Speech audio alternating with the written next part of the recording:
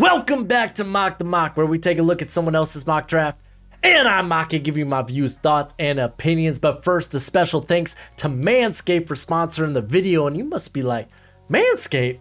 Broshmo, you're hairy as heck. I ain't hairy where it matters the most. Did you know 85% of women prefer their men groomed below the waist? And that number could be as high as 100%. I know. I did my own survey. I asked my wife, and we're about to have our second kid, and I thank Manscaped for keeping me looking good and smelling good. Me personally, I'm a big fan of the Lawnmower 4.0 trimmer. It's so gentle on my nether regions while taking care of the excess hair that is the #1 culprit when it comes to sweat buildup and lingering odors. They also provide the Performance Package Kit, which includes their crop preserver ball deodorant to get your boys smelling nice.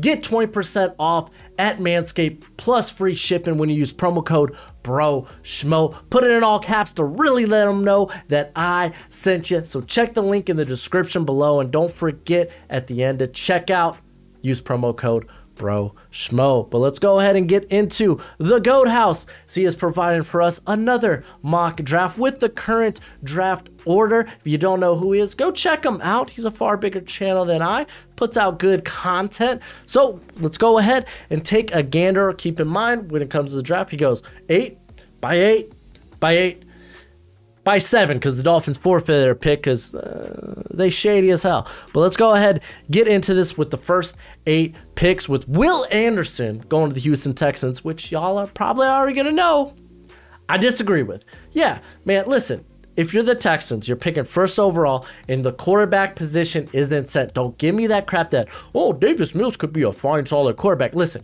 you're here, #1, in this draft. You are picking. There are 2 quarterbacks who are top 10 worthy. This isn't like we're talking about the 2022 NFL draft.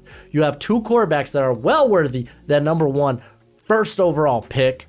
Go ahead. It's the most important position on your roster. It's the most important position for your franchise. You have the opportunity. Go ahead, swing for the fences and do that. Much like we see Carolina doing with this next pick. It's just I kind of disagree with who they did it with. So let's go ahead and get into Will Levis going to the Panthers. I get it from a tools perspective. People love Will Levis. He's got an NFL arm. He's got good good arm strength. That sucker flies just by flicking the wrist. Good mobility. He's coming from an NFL style offense with a lot of NFL ready passing concepts. He just doesn't have it yet. Right here between the ears, as we know, the decision making, it ain't all that hot. But if you're looking for a toolsy guy, then it's like there is a case to be made that someone will take a swing on Will Levis in the top 10. I personally probably won't have him as even maybe a top 20 at best. I think I'll have him outside the top 20. So y'all know I haven't really been on that high on Will Levis during the process. But I get it, and I can appreciate the Panthers swinging for quarterback, much like the Texans should have, is what it is. Jalen Carter going to the Raiders. Kind of makes sense with Will Anderson off the board, because I think a lot of people have Will Anderson over Carter. But the middle of that Raider defense is a bit squishy. So grabbing Carter, who's just been phenomenal. A lot of people forgot about Carter, but I'm sure after that Tennessee game, nobody's forgetting about Carter. That dude is good. You could also contemplate quarterback here. Maybe just blow it all up, go quarterback. And yeah, because I guess they can't get out of Derek Carr's contract after this season. So that is something to keep in mind of. As we're going to talk about the Steelers here taking Bryce Young. Because you'd be like, well, they just took Kenny Pickett this past season. And I would say Josh Rosen, Kyler Murray. There's a precedent that this could very well happen. If Kenny Pickett does not look great the rest of the season, if you're in position to get one of these top guys, which you would probably say these are better prospects at the quarterback position than what we saw last year, even if Kenny Pickett was your top guy, I would argue that Bryce Young, CJ Stroud, I'd even say Will Levis was probably a better prospect than Kenny Pickett. So if you're the Steelers, you don't really like what you see by the end of the year with Pickett, it's not it's not a bad decision to move on. It really isn't. Because then what? Pickett, maybe we saw Rosen, who had a terrible season. Granted, the Cardinals were really bad that year, but he was still traded away for a second-round pick. Sam Darnold was traded away for a second-round pick, and we thought he was damaged goods. You know, you could at least still get good value from trading away a quarterback. You know you can. That position doesn't diminish like other positions in terms of trade value. So this isn't out of this world. The Lions, they do what they should do. Get a quarterback. Jared Goff. Cut him after the season. Let him go. You're not paying $31 million for that. That's money you could use this free agency on bringing in some nice, good veterans, good players on the defense, because your defense, it sucks. It just does. So going Stroud here, prototypical size, good arm, makes sense. So now we have, for most people, the top 3 quarterbacks off the board here. The Jaguars go Peter Skoronski. I think there's a good argument to be made that this could be corner as well.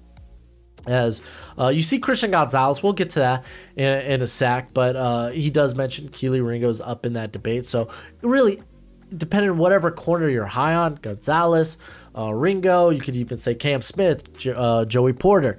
But I like the idea of Skoronski here because Jawan Taylor is a free agent, even if they bring him back. It's not like Cam Robinson's that great. Like Skoronski could come in, immediately play guard, and eventually kick out to tackle once you're ready to move on, maybe from one of those guys, or you feel like you could get better play from a Skoronski at tackle than either one of those guys. I know you got Walker Little as well, so it's like, listen, just grabbing good talent on the offensive line is not a bad option with Skoronski. Ideally, you're wanting to play him at tackle, just given where you're drafting him. But still, I think there's a lot of value that could be provided as you maybe wait to move on from your other tackles. Just saying. Christian Gonzalez going to the Cardinals. I've been saying Cardinals, they need pass rush. They need cornerback talent in general. They don't have a lot of talent at the cornerback position.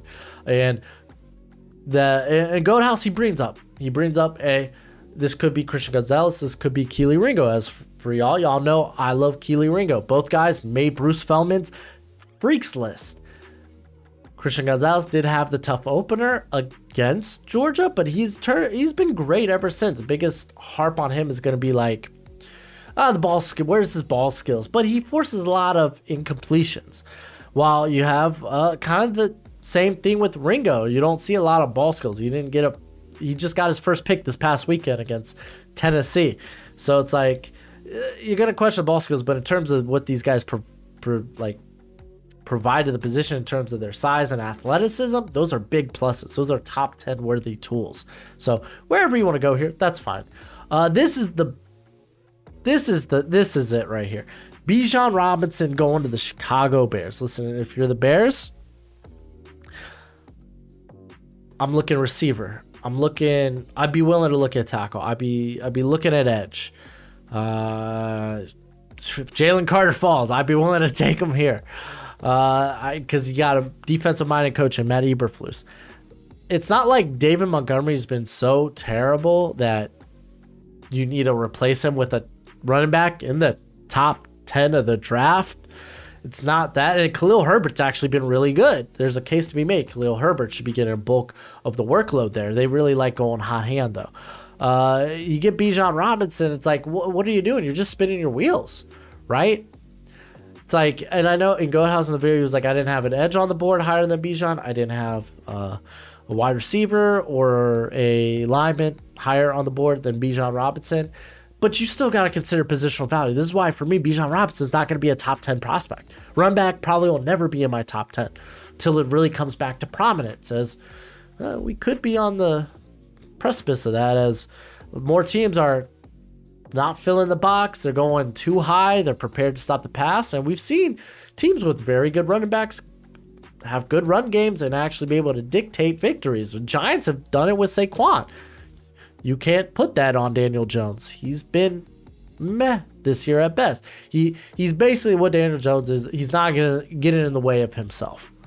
This is a guy that's been taking very safe shots.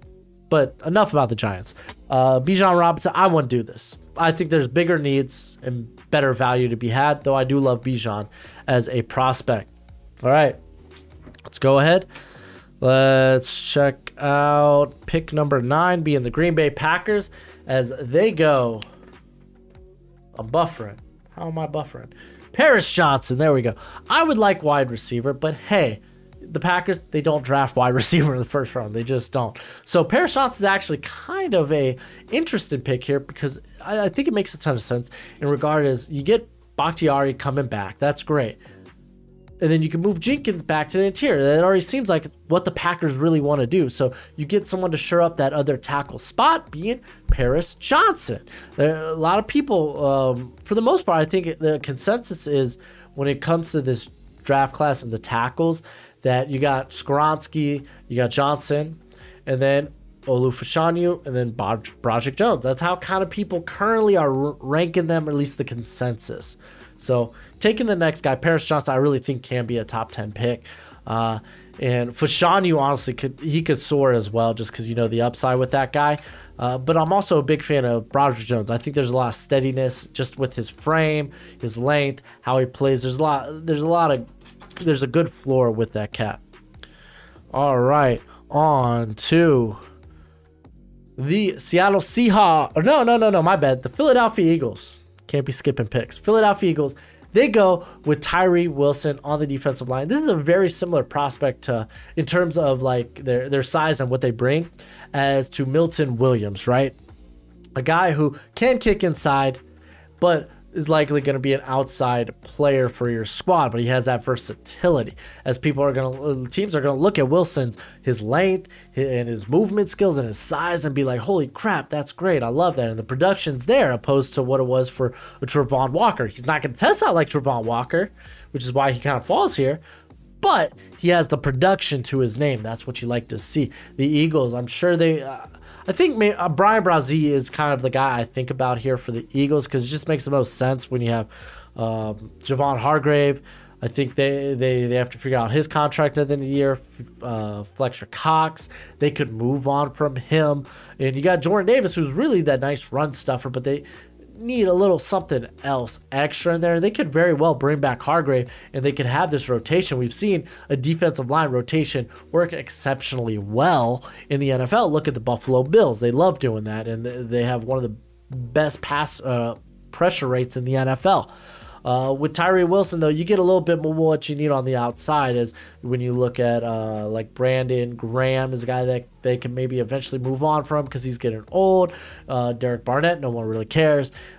Sweat, though, he's a legit guy there. So I like them going along the defensive line. I think that's kind of the consensus for this first pick. If corner's not available, though, I think I would. Keely Ringo, Joey Porter, I think are really good fits. Now let's get to the Seahawks, Myles Murphy. And let me clarify something I said that I had to clarify in the comment section in my mock draft video. I said, hey, the pass rush for the Seahawks is piss poor. I stand by that. It's at best mediocre-ish. Because people were like, oh, they're 4th in the league in sacks. Cool. What's their pressure rate? What's their hurry rate? Oh, it's all outside of the top 20? Okay. So basically, the few times y'all actually are able to create pressure, y'all happen to get a sack. But few and far between, you're typically not creating pressure. See, I hate when people bring sacks into it because it's like sacks is a very deceiving figure. Because you could have look at Dante Fowler years ago, had that high sack total, but he was a guy that was typically, I like to say, late to the party, life of the party. He's the guy that is not creating the pressure. He's not hurrying the quarterback out of the pocket or forcing the quarterback into pressure, but he's the guy that ends up getting the number at the end of the play. He's the guy that, oh yeah, I got a sack, when really you were like the second, third, even in some cases fourth guy there. So there we go. That's how I feel about sacks. Myles Murphy, he provides a lot of versatility. He's a physical specimen. The teams are going to love his length, and just love his build. And I think he's a really good athlete at that. He just needs to kind of polish up as a pass rusher. But a slow start of the season really has turned it around. Looking good. I like this pick for the Seahawks. Detroit Lions go Kelee Ringo. This is my top corner. Dude is just massive and a great athlete at his size. While the production, you want to be a bit better. Still, he's a guy that's not allowing touchdowns, and the yards allowed are very minimal. So with Ringo, you're adding this to, honestly, a cornerback room that needs a lot of more talent. You got Jeff Okudah. He's looking good this year. Pairing up with Ringo, I think, is key. You got Amani Ariwari, who's more of a depth guy at that point. But outside of Okudah, you really don't have much of anything else. This one is interesting from the Houston Texans. Michael Mayer, they go tight end, to pair up with the signal caller that they got with the first overall pick. Oh, they went Will Anderson. So still Davis Mills is what it is. It's just, I feel like you're putting yourself, if you're the Texans, you keep adding more talent to the squad. You're like, we'll address the quarterback maybe next draft or whatever, or maybe somewhere in the off season you make a trade, which is going to cost a lot. It's more so people are like, oh, I'd rather invest in the next quarterback class. If you keep adding talent, you become a better team. You're going to put yourself out of a position to where you can't get that quarterback. Like, you can't keep being a top 10 team and keep adding talent and not paying dividends. Like, eventually you just draft the quarterback position. You're here now. Get that quarterback. Use free agency again to bring in those needs, and then just draft talent. Like, I don't get it. I don't get these people who are like, we'll pass on Will Anderson. Davis Mills is fine. Cool. He's going to be fine enough to keep you out of position consistently, not to draft a quarterback. A la where the Lions are currently at right now, though they got lucky in this draft, and we're in position to get, what was it, CJ Stroud, right? I think that's what they got in the first round. Or with their first pick. So it's like, or you could look at like Derek Carr, what he's been for the Raiders for so long. He's been good enough. So it's like, do you want to be a mediocre team, or do you want to shoot for the moon at the quarterback position? So yeah, but hey, whatever. You got Michael Mayer. He's a good security blanket. I think he's a guy that really could fall out of the top 20 just because of the tight end position. And there's not tremendous value unless you're like freaking Kyle Pitts, who throw him the ball, Atlanta. What the heck? But unless you're like this generational prospect at tight end, which is fine. Like, I think Michael Mayer's fine. He's not going to be that high-end athlete like that. But he's really good, like, in his own right. Like, I would say you could probably equate him to like a TJ Hawkinson. Like, he's a guy that's gonna be a very good blocker, and he's gonna be a guy that consistently moves the chains. Like, the dude's gonna be good. He's gonna be legit. Now, Hawkinson definitely overdrafted. You probably shouldn't take him in the top 10, but I think outside the top 10, like, you're like, okay, yeah, no, let's get this guy. This would be a wonderful piece to add, especially if you already have the quarterback in place. Whatever. Now let's talk. This one's very interesting, as it's Hendon Hooker going to the Colts. We know the Colts, they need a quarterback. They're probably tanking for a quarterback. Really feels like that, right, Irsay? They already made the quarterback change and fired their coach. But you get Hendon Hooker, and let me tell you, like, because I get this sometimes in the comments, and I feel like I'm more than happy to re-explain my position on this, because they look at, well, Hendon Hooker's 20. Yeah, he's going to be 25, but Will Levis is just a year younger, 24, when these guys start their rookie contract. It's like, what's the difference? And it comes down to physical tools. It really does. Like, Hendon Hooker, I don't think has the NFL arm strength. He's not, and when I say that, it's not like, oh, no, Hendon Hooker could throw like 6 yards. It's like the zip they throw with. Like, balls sail on Hendon Hooker on the intermediate to long, like 20 plus level. They sail downfield. He just doesn't have that zip in his arm to throw it on a rope. This is why he throws with a lot of touch. And we saw what happens, like with Georgia, when they shut down that deep ball. It becomes a dink and dink and dunk offense, and that's what the offense is for Tennessee. They love creating a lot of space for playmakers, which gives you a quarterback who is his ball placement could be a bit here and there underneath it on the intermediate, but it gives you that margin of error. While I will say Hooker, he has been better with his accuracy underneath this year. We saw what happened when they take away the deep ball. The offense, you just unplug the power source of this offense. They can't take these deep shots. I think he completed what, one pass of 20 plus yards. When they shut that down, it's like dinking and dunking, and it's like that can only do so much for an offense. It really can. That's what happened in the Tennessee-Georgia game. And you look at Levis, where his arm is at. He's got an NFL arm. He does. He's got plus mobility. Like, at the end of the day, it's like Levis has a better arm than Hooker. He really does. Just because Hooker has it between the ears, though. I feel better about this cat maybe if you're at the end of the first round. You feel like you're a quarterback away. You just need a guy to come in and efficiently run your offense. That might be Hooker.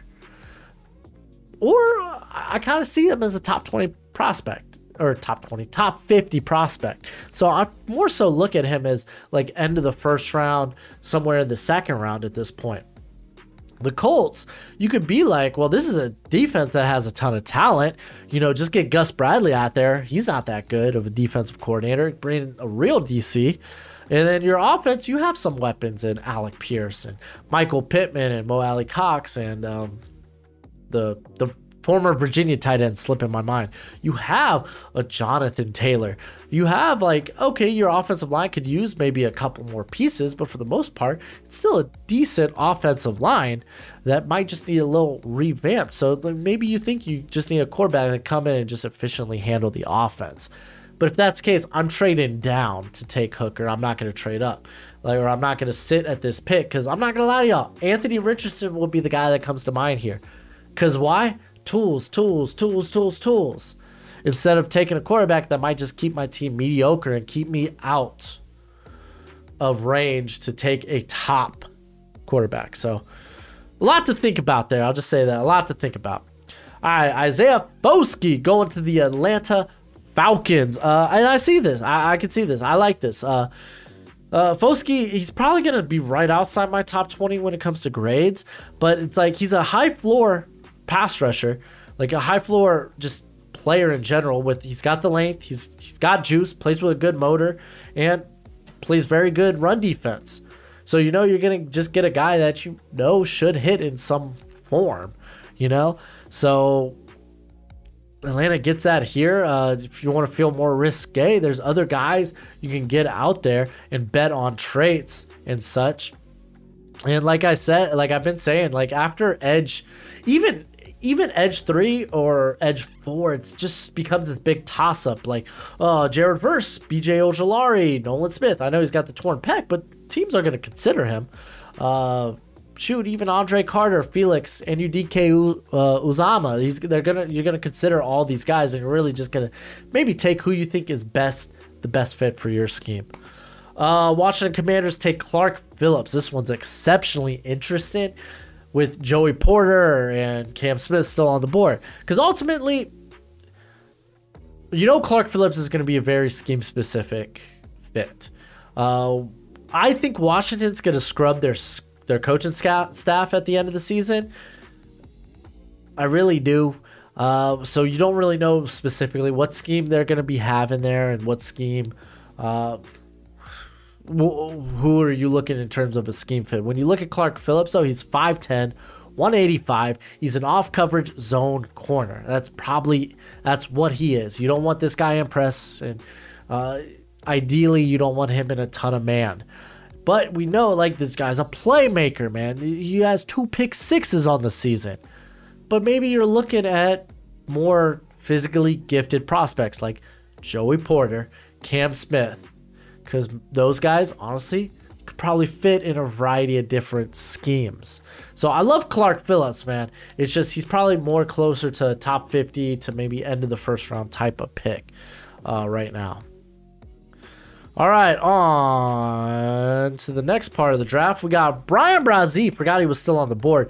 Going here to the New England Patriots. I really like this pick. I think the Patriots could go in a variety of different ways. So why not just take best player available? For me, Brazee would have been the best player available. Pairing him up with Christian Barmore, I think sounds sexy.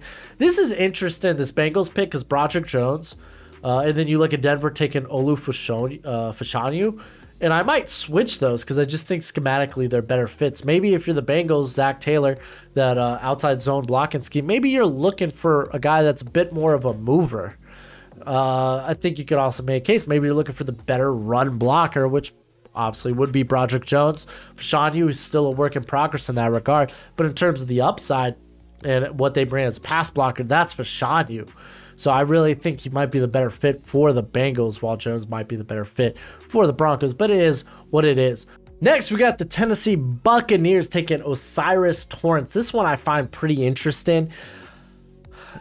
I think more so because I'd rather take pass rush, because the pass rush has been outside of Barrett. It's been a bit bad, and then corner, obviously, you have two big free agents in Jameel Dean and Sean Murphy-Bunting, but you can't deny the interior of the offensive line has been pretty bad outside of like Shaq Mason. And honestly, Robert Haney hasn't been that bad at center, filling in for Ryan Jensen. Though the other guard spot, you've been seeing Luke Gadecki at parts this year. It just hasn't been that good. Obviously, they can't run the football successfully. So O'Cyrus Torrence probably being the only first round, only first round guard. It's an interesting pick and a not bad one. Olu Fashanu going to the Broncos. We kind of talked a little bit about that, but looking for that right tackle, maybe next to Bortles, or maybe an heir apparent to Bortles if you feel like he's getting too old. I don't think that's the case, but they got Cameron Fleming out there playing right guard. He's playing not bad, like pretty good football, but obviously you could always upgrade. Jackson Smith and Njigba going to the Chargers, and I don't disagree with the position. I disagree with the prospect. Jackson Smith and Njigba. I'm not saying this is outside his range. No, I think this is very much the Jackson Smith and Njigba range. And holy crap, I just realized this is the first receiver off the board. Wow. But with the Chargers, I think you're looking for more of a vertical separator. And it's kind of wild.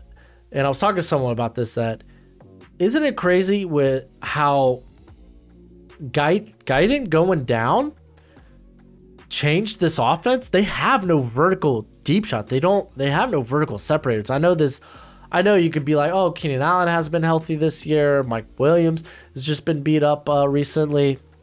But even before that, like without Guyton, like this was still a team that was dinking and dunking.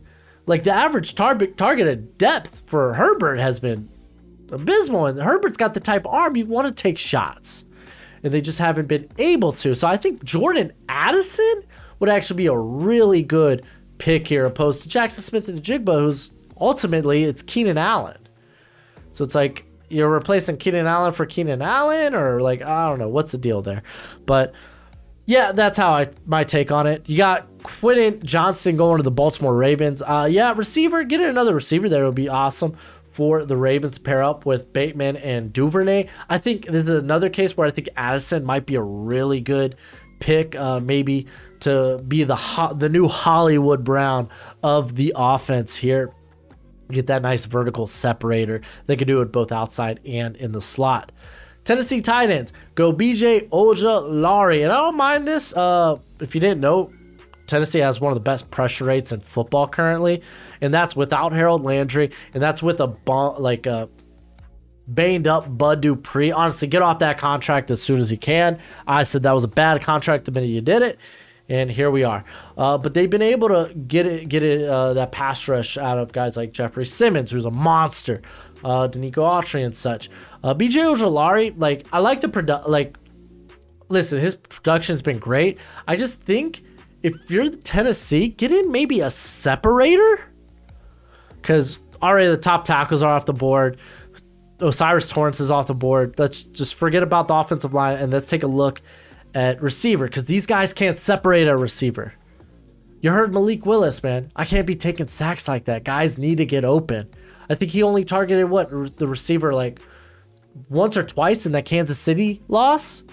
Like, you need to get more receivers. You're missing AJ Brown about now, huh? So, yeah, get a receiver. With Addison still on the board, wild.